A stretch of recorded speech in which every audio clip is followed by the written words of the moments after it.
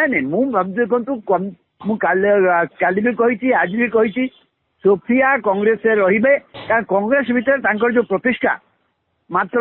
1.5 ବର୍ଷର ବିଧାନସଭା ବିଧାୟକ ଭାବରେ ସେ ଯୋଉ ପ୍ରତିଷ୍ଠା ହାସଲ କରିଛନ୍ତି ପବ୍ଲିକ ଆକ୍ସେପ୍ଟେବିଲିଟି ତାଙ୍କର ଏତେ ଅଧିକା ହେଇଛି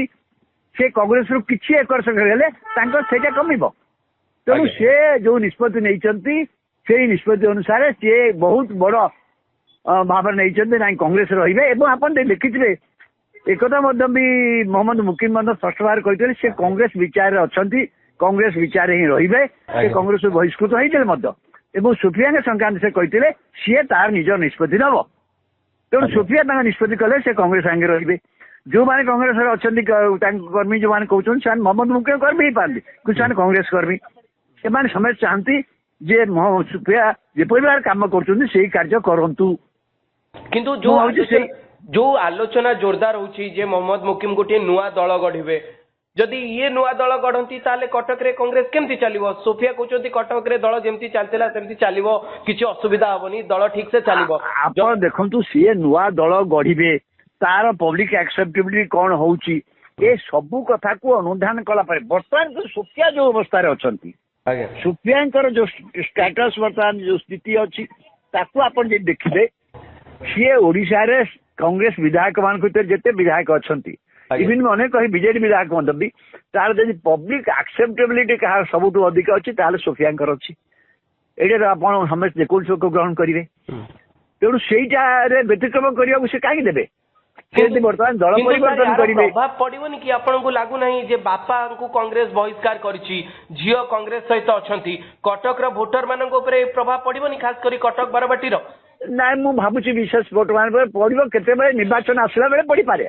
किंतु निर्वाचन जाके सिचुएशन कौन हो 3 वर्ष भितर मुझे पारिनी कि गोटे कथा निश्चित मोहम्मद मुकिम स्पष्ट कर सी कांग्रेस विचार ही रही यदि कांग्रेस विचार रही से किसी बड़ धरण कांग्रेस विचार का सप्लीमेंट कला भाया कौन कम यदि न करेंगे ये तार विकल्प निष्पत्ति ने कहीं आपन को लागुची जे ये प्रभाव पड़ोनी एवं ये जो हिसाब रे आपण देखुचंती मोहम्मद मुकिम को नेकी कांग्रेस रो वरिष्ठ नेता मन रे भी गोटे सॉफ्ट कॉर्नर अछि आपण निरंजन पटनायक कथा कहतु जयदेव जेना कथा कहतु मिश्र कथा कहतु हां एमानक मन रे मोहम्मद मुकिम को नै मोहम्मद मुकिम को नै गोटे सॉफ्ट कॉर्नर अछि निरंजन पटनायक एक कथा स्वीकार करछन जे मुकिम ही सही लोक जे कांग्रेस को कटक रे फेरी आनिथिले 1980 परठु जेतेबेले कांग्रेस संघर्ष करूथला तो यार प्रभाव पड़ोनी जेतेबेले वरिष्ठ माने कहउछंती जे मुकिम को कांग्रेस रे रहबा कथा भक्त दास तांको विरोध करूछंती आपण एपर्यंत देखि एकता काई भाबुनांती एई जेडी एटीट्यूड कंटिन्यू करे हां अतीत रे मोहम्मद मुकिम दल सस्पेंड जब तांको सस्पेंशन उठिला आज्ञा ए एक्सपेल्सन भी तांको नहटी बोली आपण काई भाबुछंती किंतु सस्पेंशन हबाटा तो गुटे भलो कर्मी रो उदाहरण नुह नहीं कर्मी रो उदाहरण नहीं पारे किंतु कथा होची आपण यदि सोफियांका सहित आनिबे सोफियांकर बहुत बड़ भविष्य अच्छी इवन कांग्रेस पार्टी भितर एवं से दृष्टिकोण सोफिया जो भाया प्रतिष्ठा लाभ कर मात्र 18 मासर विधायिका है मुझे कम बड़ अग्रगति नुहे मुझे मोहम्मद मुकिम भी जानती मोहम्मद मुकिम संगठन जो हुए तो से निर्वाचित है पारे जो मैंने कम कले समस्त कांग्रेस दल कर्मी मोहम्मद मुकिम कर्मी ही पारती किंतु सी निज व्यक्तिगत प्रतिष्ठा निजर व्यक्तिगत आचरण से निज एपरी किसी स्थान कर जो थे कि राज्य रे कांग्रेस दल रे राज्य गोटे नुआ आइडेंटिटी परिचय सृष्टि मोहम्मद मुकिम झील नुहे हाँ आउ गोटे क्वेश्चन मु आपनठू तार उत्तर जानिया पई चाहिबी दर्शक भी जानिया पई चाहिबे गत काली राति रे मु पूरा कटक बुलिछि खास करी मेरिया बाजार रु नै पट्टापोल पर्यंत एवं ए सब अंचल रे जो फोटो पोस्टर गुडिक लागिछि एबे भी सोफिया फिरदौस को सहित मोहम्मद मुकिम कर फोटो लागिछि आपण कटक रे लक्ष्य करिवे सोफिया फिरदौस कर फोटो बहुत कम जगह रे एकाकी लागिथिबो जोटी लागिथिबो सोफिया फिरदौस विथ मोहम्मद मुकिम एकता को जाउछि जे बिना मोहम्मद मुकिम रे सोफिया फिरदौस सेमिति किछि गोटे बड़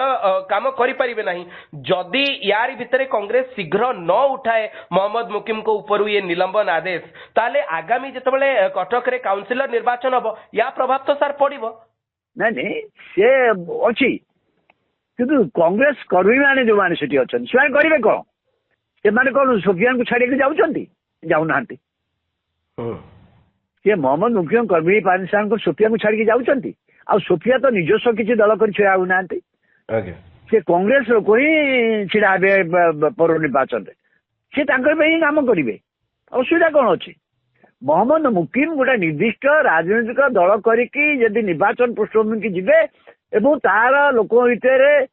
ଗ୍ରହଣୀୟତା ବଢିବ, ଆଜ୍ଞା ସୋଫିଆ ହୁଏତ 2029 ପୂର୍ବରୁ ନିଷ୍ପତ୍ତି କରିବେ। କିନ୍ତୁ ବର୍ତ୍ତମାନ ପାଇଁକା ସୋଫିଆଙ୍କର ଯୋଉ ପ୍ରତିଷ୍ଠା କଂଗ୍ରେସ ଦଳ ଭିତରେ ଅଛି, କଂଗ୍ରେସ ବିଧାୟିକା ଭାବରେ ଅଛି, ସେଇଟାକୁ ସେ କମ୍ପ୍ରମାଇଜ କାହିଁ କରିବେ? କମ୍ପ୍ରମାଇଜ କଲେ ତାଙ୍କର ତ କ୍ଷତି ହଉଛି, ସେମାନେ ଏତିକି ଜାଣିନାହାନ୍ତି। ଆଜ୍ଞା